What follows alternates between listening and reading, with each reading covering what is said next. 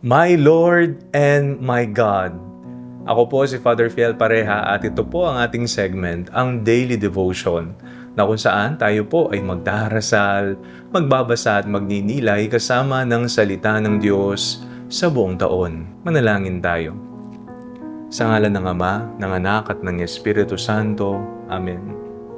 Halina banal na Espiritu, liwanagan mo ang aming puso at isip nang maunawaan at may sa buhay namin ang iyong salita. Amen. Our Bible passage for today is from the Gospel of St. John chapter 20, verses 24 to 29, and I read it for you. But Thomas, who was called the twin, one of the 12, was not with them when Jesus came. So the other disciples told him, "We have seen the Lord." But he said to them, "Unless I see the mark of the nails in his hands, and put my finger in the mark of the nails, and my hand in his side, I will not believe." A week later, his disciples were again in the house, and Thomas was with them. Although the doors were shut, Jesus came and stood among them and said, "Peace be with you." Then he said to Thomas, "Put your finger here and see my hands. Reach out your hand and put it in my side. Do not doubt but believe."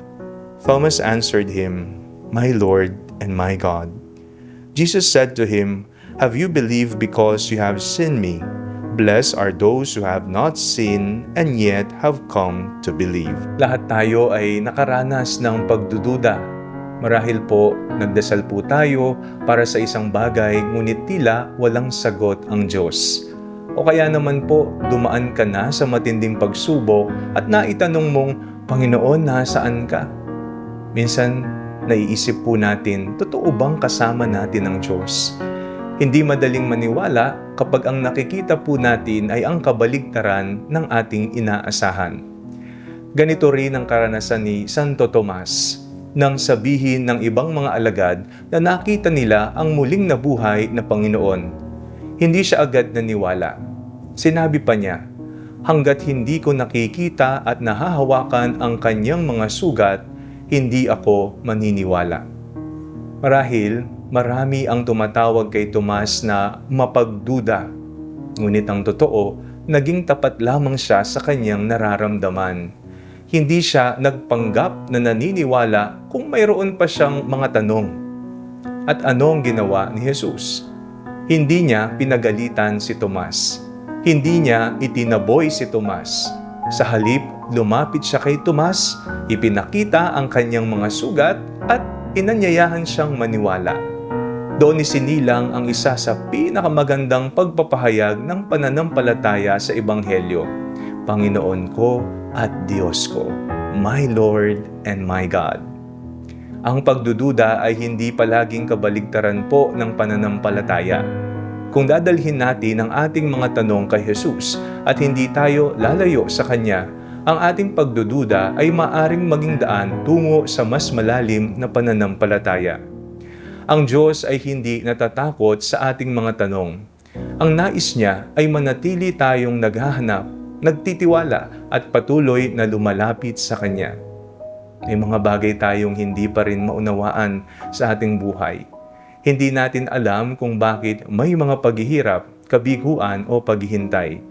Ngunit tulad ni Tomas, inaanyayahan tayong lumapit kay Jesus. Sa tamang panahon, ipapakita rin niya ang kanyang presensya sa paraang hindi natin inaasahan. At kapag naranasan natin ang kanyang pag-ibig, ang ating mga tanong ay unti-unting mapapalitan ng pagtitiwala at pagmamahal.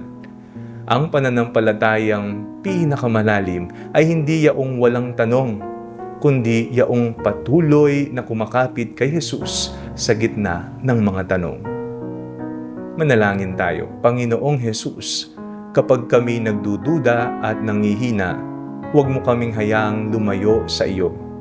Palalimin mo ang aming pananampalataya at pag-ibig sa iyo, upang buong puso naming masabing, Panginoon ko at Diyos ko.